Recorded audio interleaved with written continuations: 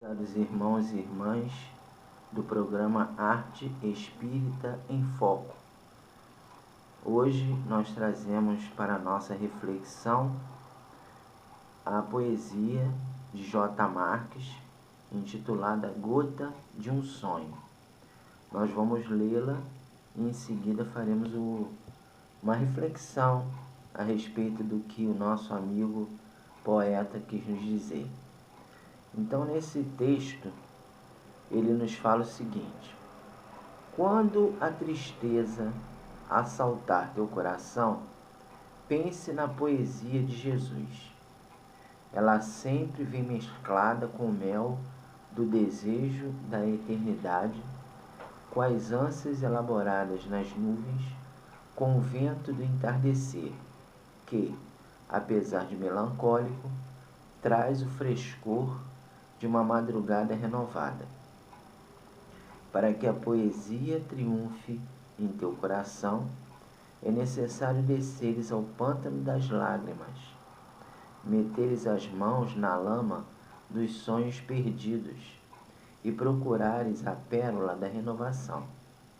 Quando a encontrares, volta à tona e permita-se acender no peito o sol dos pássaros imortais, para construíres uma canção, capaz de fazê-lo sorrir, mesmo quando choras.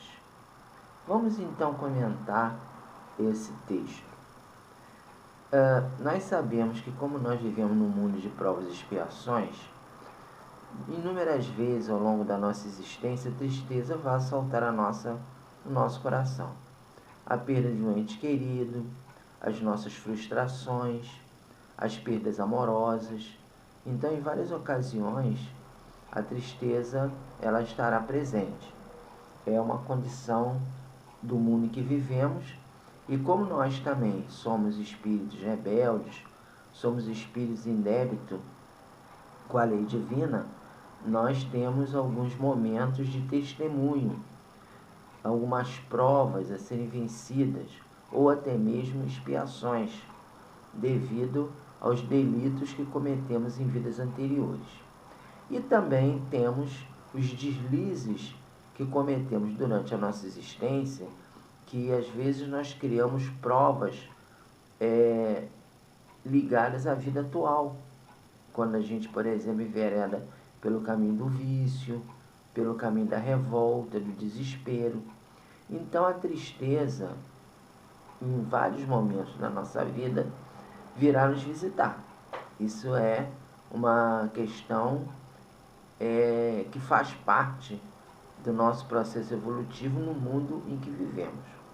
Quando isso acontecer, quando isso acontece, de que maneira que nós temos, qual é a forma que nós encontramos, sejamos espíritas ou não, sejamos pessoas ligadas à religião ou não, para vencê-la, colocando a poesia nas nossas vidas.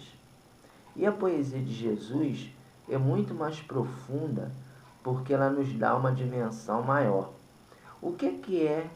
Qual é o significado de colocar a poesia nas nossas vidas?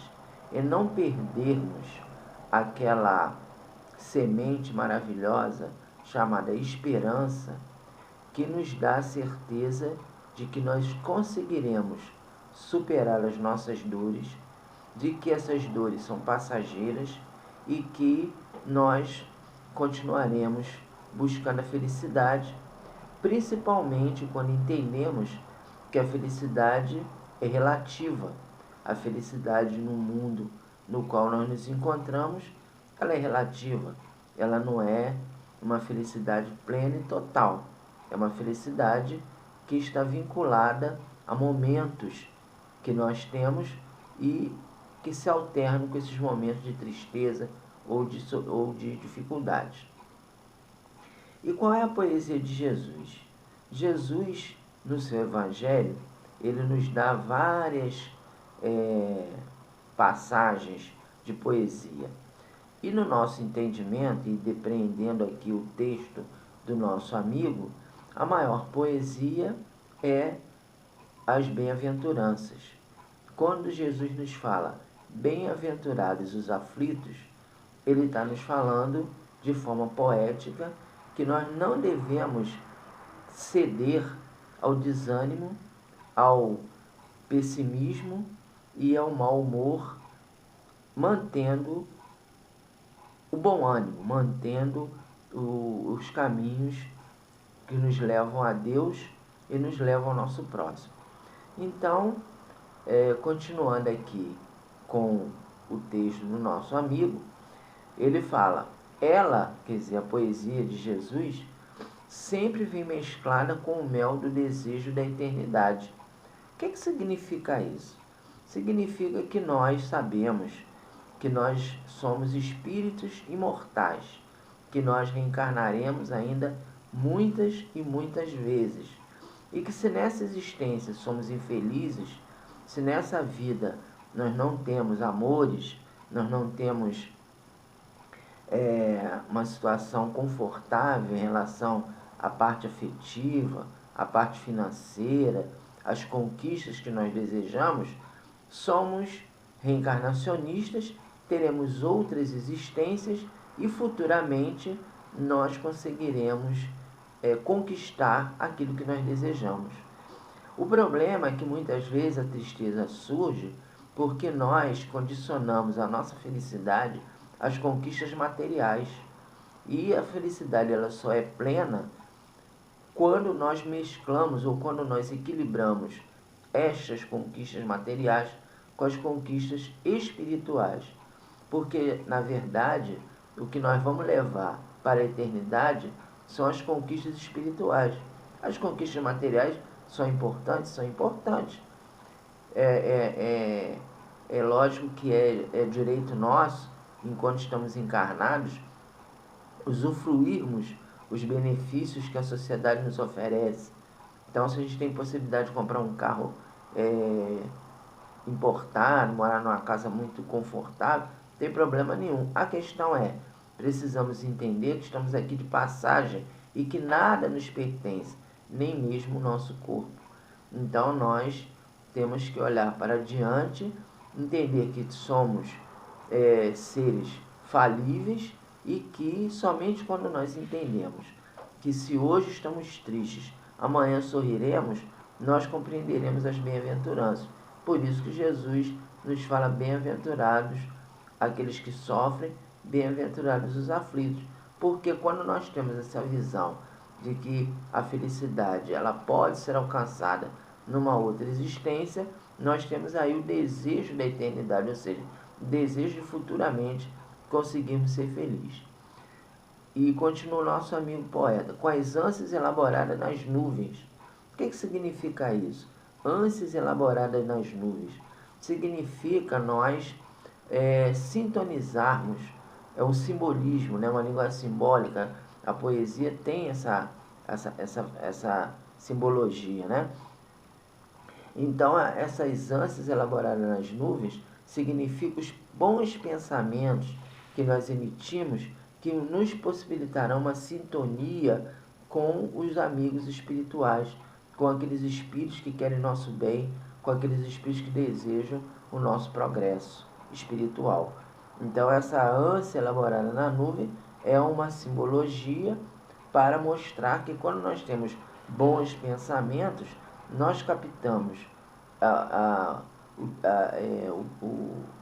o carinho, o afeto, o sentimento dos bons espíritos e vamos modificando a nossa vida numa outra dimensão de compreensão. Continua aqui o nosso amigo. Com o vento do entardecer, que apesar de melancólico, traz o frescor de uma madrugada renovada. Esse vento do entardecer significa a nossa vontade de mudança, a vontade de sair daquela situação, a vontade de... A gente sabe que o vento ele traz o quê? Ele traz renovação. O vento, o significado do vento é que ele limpa, né? Ele limpa determinadas regiões, né? Quando a gente tem uma tempestade, geralmente a tempestade ela é precedida de ventos, né? De ventania. Então o vento ele traz essa renovação. Então, quando nós procuramos essa busca pela felicidade relativa e nós estamos procurando também renovar os nossos sentimentos para melhor, estamos procurando sempre os caminhos melhores para nossas vidas, nós estamos entendendo essa passagem do vento da renovação, quer dizer, as ideias renovadoras. E, apesar de melancólico, ou seja, apesar das tristezas que nós carregamos, das nossas dificuldades, nós temos que carregar no coração o frescor de uma madrugada renovada. O que significa isso? Significa que nós não devemos nunca desistir dos nossos sonhos. Nós sempre temos que continuar acreditando que os nossos sonhos são possíveis, mesmo que naquele momento você não consiga realizá-los, futuramente você irá conseguir, porque nós já falamos na reencarnação. Às vezes, naquele momento, naquela existência, você não consegue a realização de todos os seus desejos. Mas se você entender que futuramente, numa próxima existência, você conquistará aquilo que você almeja, estará preso, estará compreendendo esse vento renovador, esse frescor da renovação que passa pela sua vida, e estará também se preparando para uma madrugada renovada. E às vezes até muitos dos nossos anseios já conquistamos nessa existência mesmo. A gente às vezes nem precisa esperar uma outra encarnação. Ele continua: para que a poesia triunfe em teu coração, é necessário desceres ao pântano das lágrimas.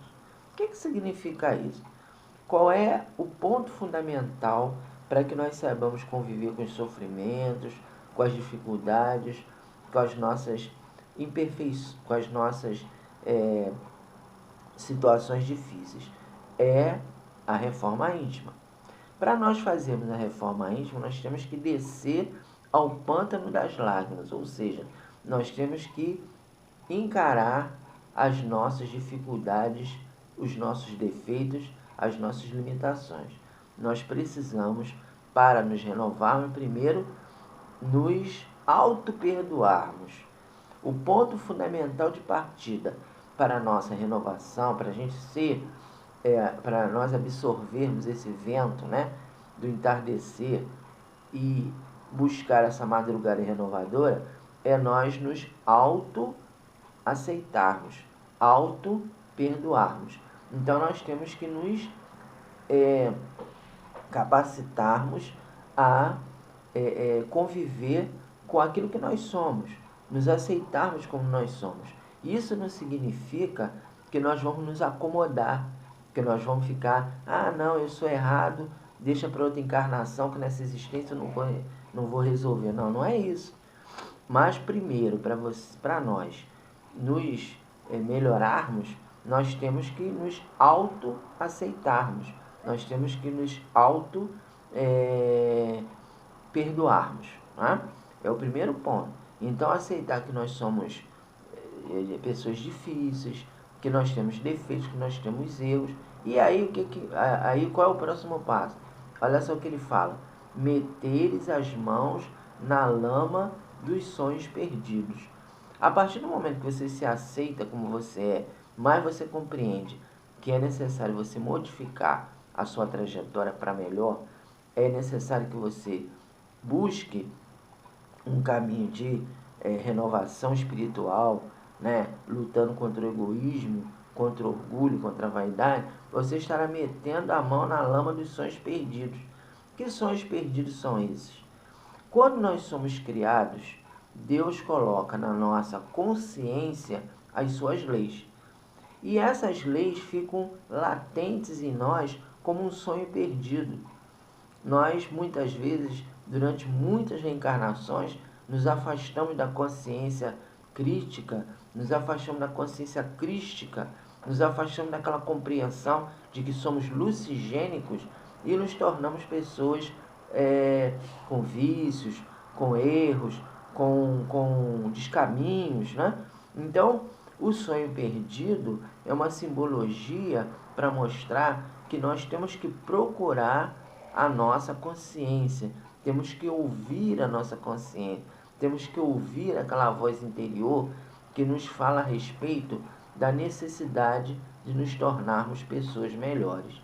Então esse é o segundo passo.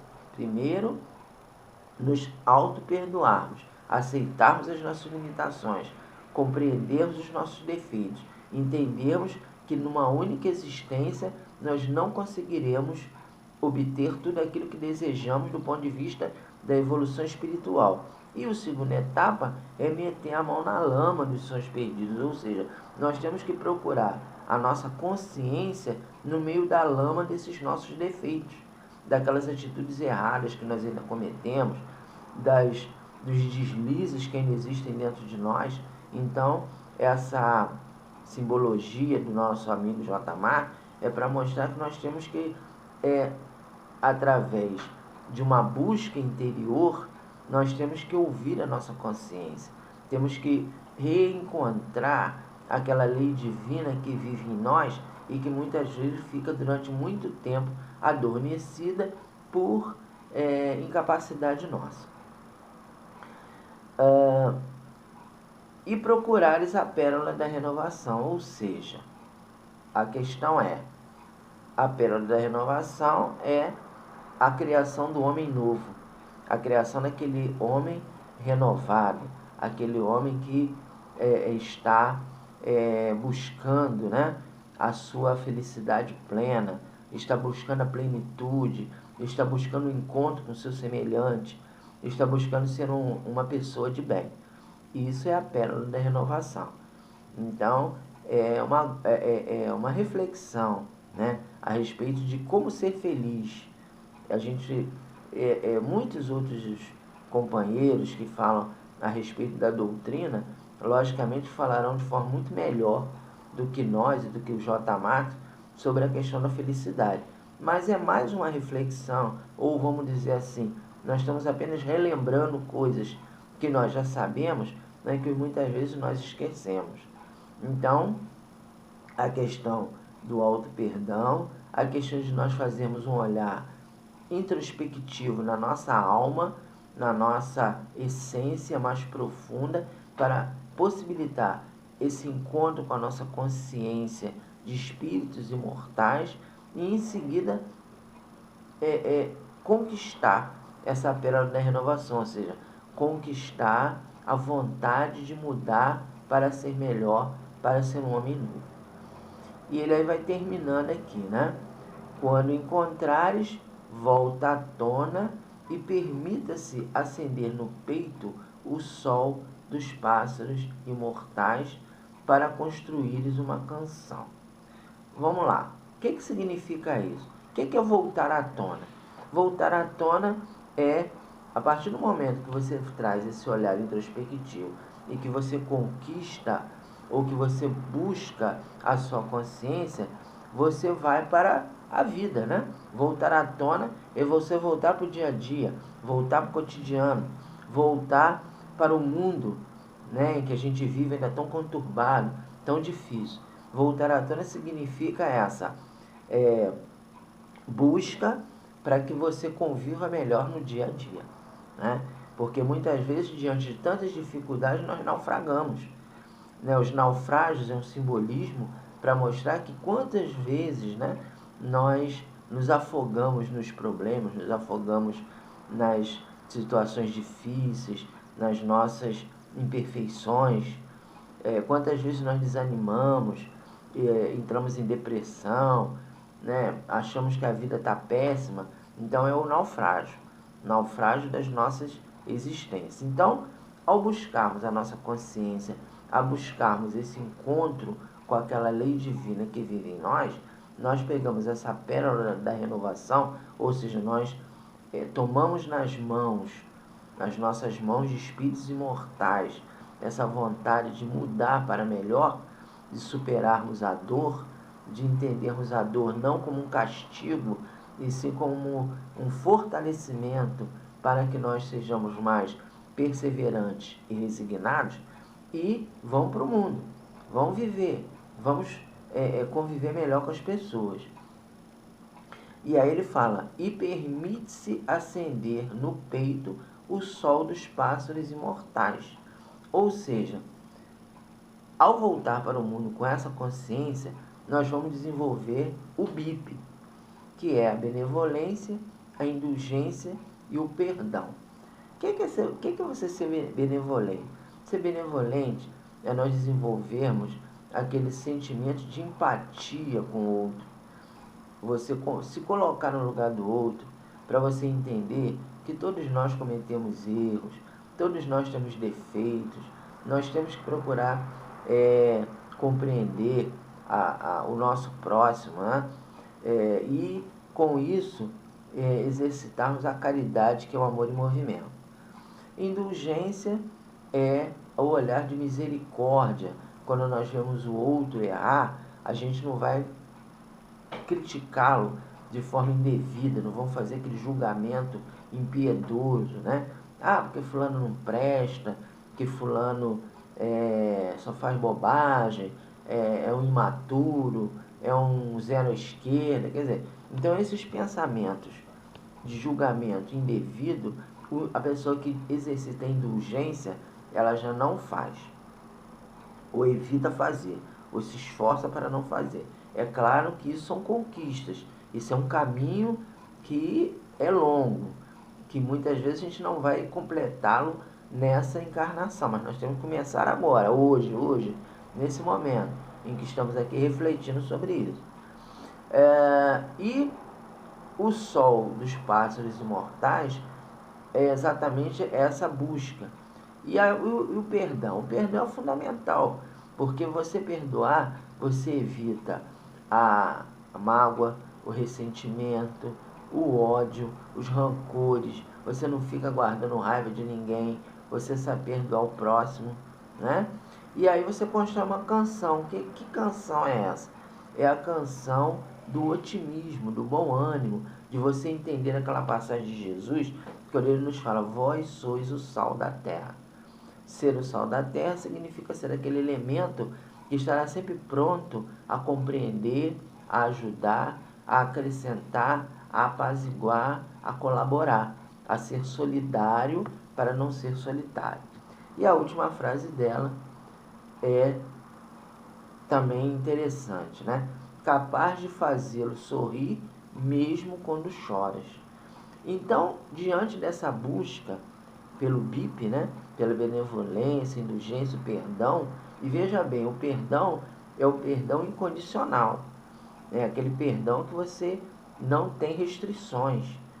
É lógico que também é uma conquista, que você de imediato, você não vai conseguir logo perdoar incondicionalmente, mas precisamos nos capacitarmos para fazê-lo. Precisamos primeiro evitar guardar a raiva dos outros, guardar mágoa, guardar ressentimento. Nós temos que desculpar as pessoas que nos agridem, desculpar aqueles que nos infelicitam. Não é fácil, mas se nós estivermos baseados na prece, no estudo da doutrina, na compreensão dessa poesia de Jesus, que é o Evangelho, e as bem-aventuranças, ela resume muito bem aquilo que Jesus trouxe para nós na sua boa nova, nós conseguiremos construir essa canção. E aí, quando a gente chorar, nós precisamos ser capazes de sorrir, ou seja, chorar sorrindo significa o quê? Significa você não ceder ao desespero, não ceder à revolta, não ceder à reclamação indébita. De você, Deus me esqueceu, isso não podia ter acontecido comigo, Deus me abandonou, Deus errou comigo. Então essas frases infelizes que nós temos ainda, que muitas vezes nós ainda mantemos, né? Na nossa vida, que nós ainda falamos, em muitas ocasiões porque estamos equivocados, nós já vamos falar menos. Porque quando chegar o sofrimento, a tristeza, nós vamos saber que ele é passageiro e que nós somos capazes de enfrentá-lo, nós somos capazes de entendê-lo como um momento de renovação, como um momento de cumprimento de uma prova, e vamos agir de outra forma. Para fechar o nosso estudo, a nossa reflexão de hoje, nós vamos trazer aquelas narrativas evangélicas com a passagem sobre Jesus. Hoje é o semeador. E essa narrativa nos fala o seguinte: certo dia, Jesus contou a seus discípulos a parábola do semeador. Disse-lhes assim: certo dia, um poeta saiu pelo mundo a semear poesias. Chegou na beira do caminho e ali deixou um punhado de sementes poéticas retiradas dos jardins dos seus mais belos sonhos. Sementes que ele cultivava no silêncio da sua solidão, envoltas por suas emoções mais raras. Mas, como as sementes ficaram ao longo dos caminhos, vieram os pássaros do céu e a comeram. Prosseguindo, o poeta lançou sementes de poesia nas pedras.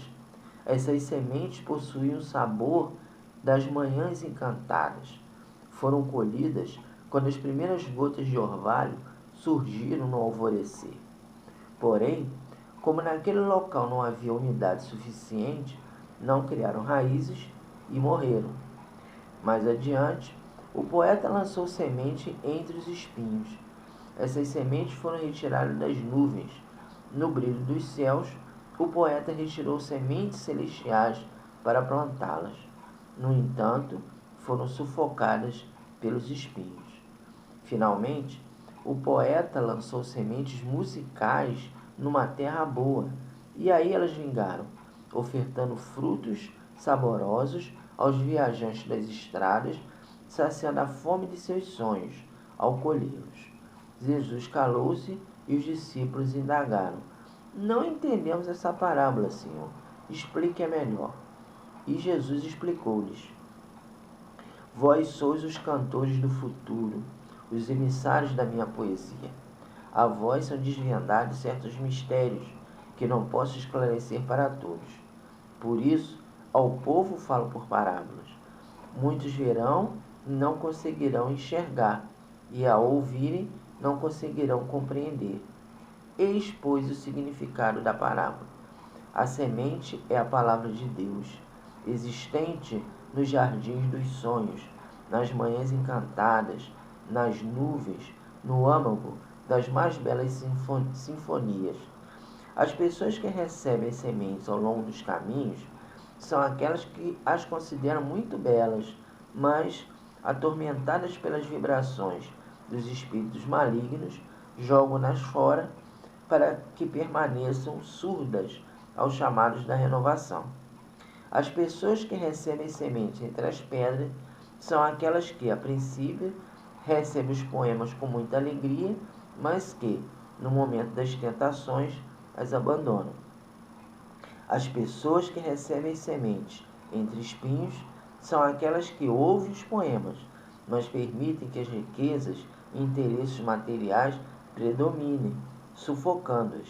Entretanto, as pessoas que recebem as sementes da poesia na terra boa dos seus corações são aqueles que transformam suas vidas em halos luminosos, cantando no início da madrugada, sorrindo ao nascer do sol, sonhando anseios de amor no repassar de suas existências. A vida dessas pessoas torna-se um eterno buscar de belos poemas, onde eles serão capazes de enfeitarem as aquarelas de suas almas. Os discípulos, embevecidos com o cântico de Jesus, aprenderam mais uma poesia. Que o Mestre Jesus, o poeta maior de todos nós, nos abençoe. Muita paz.